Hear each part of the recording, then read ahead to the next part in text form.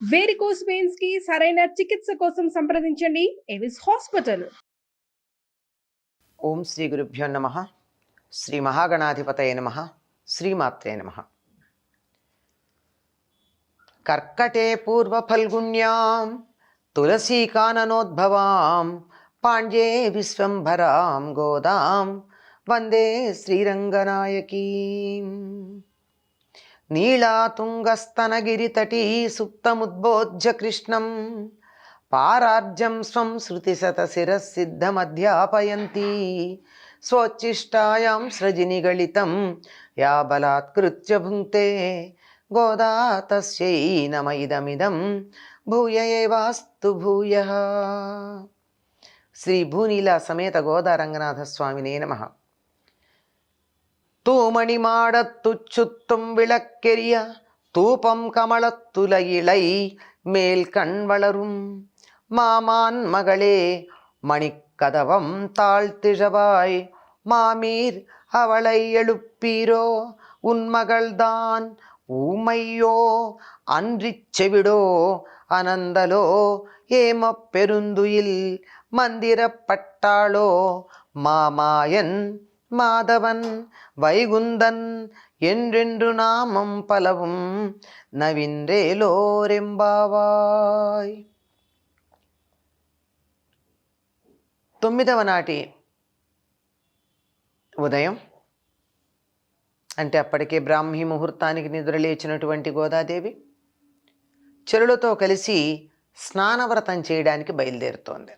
ఇక్కడ స్నానవ్రతం అంటే మనం ఒక్క మాట చెప్పుకోవాలి.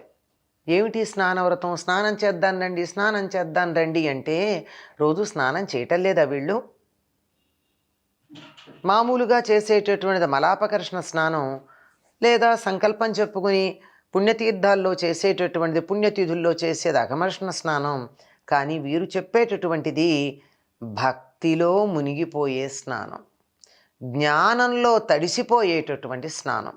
ఈ జ్ఞానం ఏమిటి? కృష్ణ సంబంధమైన జ్ఞానము అనేటటువంటి దానిలో తడిసిపోయి భక్తి అనేటటువంటి దానిలో తలమున్కలయ్యేటటువంటి స్నానం. ఈ స్నానానికి సంబంధించి చెప్తోంది ఆవిడ.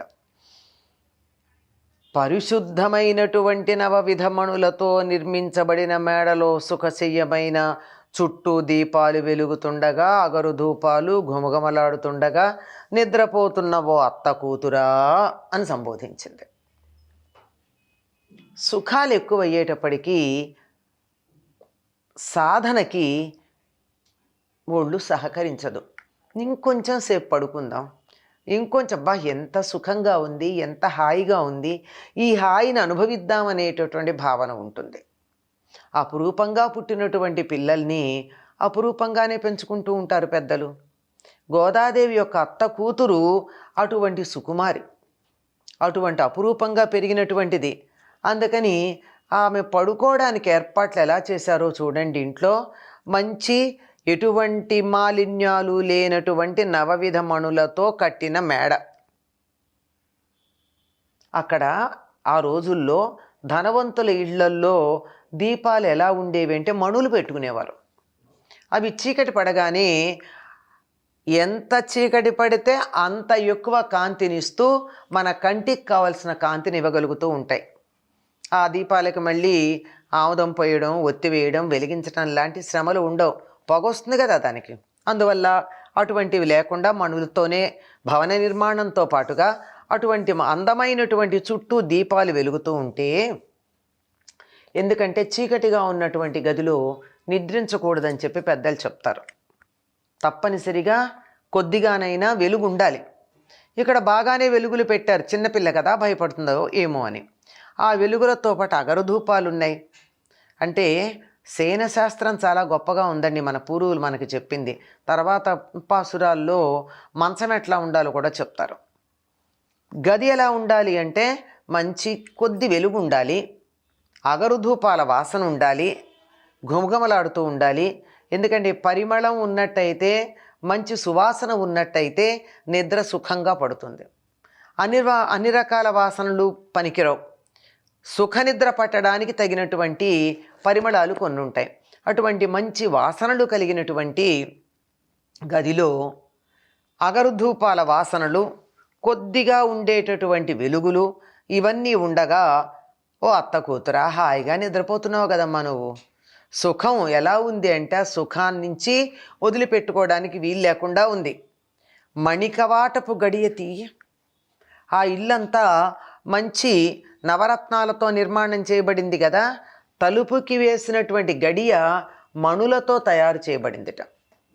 మరి ఏం మణో, పచ్చలో కెంపులో ఏమో అటువంటి వాటితో ఒక గడియ తయారు చేస్తే ఆ గడియ తలుపు తీయమ్మ. పోనీ పిల్ల వినటల్లా. అందుకని అత్త కూతుర్ని కదా పిలిచింది. ఓ అత్త, నువ్వైనా ఆవిడ్ని లేపు, నీ కూతుర్ని. ఎప్పుడైనా సరేనండి, పిల్లలు సరిగ్గా లేకపోతే తల్లికి చెప్తారు బుద్ధులు చెప్పమని. అత్త నువ్వు లేపు. ఏం నీ కూతురు లేవలేదు ఇంకా? నీ కూతురు ఏమన్నా మూగదా? మాటలు రావా ఏమిటి? లేదా చెవిటిదా? మేమింత పిలుస్తున్నా వినపట్లేదంటే చెవుడేమైనా వచ్చిందా? సమాధానం చెప్పట్లేదంటే మూగదయిందా? ఏదన్నా జాడ్యం ఉందా? అంటే రోగం ఏమన్నా ఉందా? వ్యాధి ఏదో గొంతు బొంగురు పోయిందనుకోండి, బాగా ఎక్కువగా ఉందనుకోండి, నోట్లోంచి మాట పెకలించుకుని రాదు జలుబు ఎక్కువైతే. అలాంటిది ఏదన్నా ఉందా సమస్య? జాడ్యం ఏమైనా ఉందా? లేదా ఎవరైనా కదిలితే ఊరుకోమని కాపలా ఉండి బెదిరించి కదలనీయకుండా చేస్తున్నారా? ఎవరన్నా భయపెట్టి ఉన్నదాన్ని కదలనీయటం లేదా? లేకపోతే గాఢ నిద్రపోయేటట్టు ఎవరన్నా మంత్రం వేశారా? మంత్రం వల్ల ఆ విధంగా నిద్రపోతూ ఉన్నదా? ఏమో, ఇవే కారణాలు లేవలేకుండా ఉండడానికి. కనుక మేమంతా ఏమని పిలుస్తున్నాం? మా మాయన్ మాధవన్ వైగుందన్. మహామాయావి, మాధవ, వైకుంఠవాస అని అనేక నామాలతో కీర్తిస్తూ ఉంటే ఆవిడ కూడా మాతో పాటు కృష్ణుణ్ణి కీర్తించాలి కదా. అలా కీర్తించేట్టు చేయడానికి ఆవిడ్ని లేపమ్మా, లేచేట్టు చెయ్యి అని అత్తని సంబోధించి చెప్తోంది. అత్త కూతురు నిద్ర లేవలేదని అత్తని సంబోధించి నీ కుమార్తె నిద్ర లేపవమ్మా అంటోంది. అంటే కొంతమంది భక్తులైనటువంటి వారు భగవంతుని సేవించుకోవడానికి కానీ, లేక సాధకులైనటువంటి వారు సాధన చేయడానికి కానీ రాని పరిస్థితులు ఉంటాయి. అవి ఏమై ఉండాలి? సమయం తెలియకుండా పిలుస్తూ ఉంటే వినపడకపోయి ఇంకా వాళ్ళు వచ్చి పిలుస్తారులే నాగి చెవిటి వాళ్ళు అయి ఉండడమో, సమాధానం చెప్పడానికి మాట రాకపోవడమో కారణాలు అయి ఉండొచ్చు. ఇదేమీ కాక వేరే పెద్ద వ్యాధి ఏదైనా ఉండొచ్చు. సాధన ఆగడానికి ఇవి కారణాలు. ఇవి కాకపోతే వేరేవి కూడా ఉంటాయి. నువ్వు గుడికి వెళ్ళడానికి వీల్లేదు అని అడ్డుపడేవాళ్ళు ఉండొచ్చు. మనం ఈనాడు కూడా చూస్తూ ఉంటాం కొంతమందిని. గుడికి వెళ్ళాలన్నా, పూజ చేసుకోవాలన్నా నువ్వు ఇవి చేయడానికి వీల్లేదు అని అడ్డుపడేటటువంటి వాళ్ళు ఉంటారు. ఇవేమీ కాకపోతే ఎవరన్నా మంత్రం వేశారేమో. నిద్ర మెళుకు రాకుండా గాఢంగా నిద్రపో, నువ్వు మేలుకోవడానికి వీల్లేదు, నువ్వు మేలుకున్నట్టయితే గుడికి వెడతావు, కృష్ణుణ్ణి చూస్తావు, నువ్వు ఈ పని చేయడానికి వీల్లేదని ఏమన్నా మంత్రించారా? అంటే ఎన్ని రకాల ఆలోచనలు చేస్తోందో చూడండి. ఇంతకన్నా మరొక అవకాశం లేదు.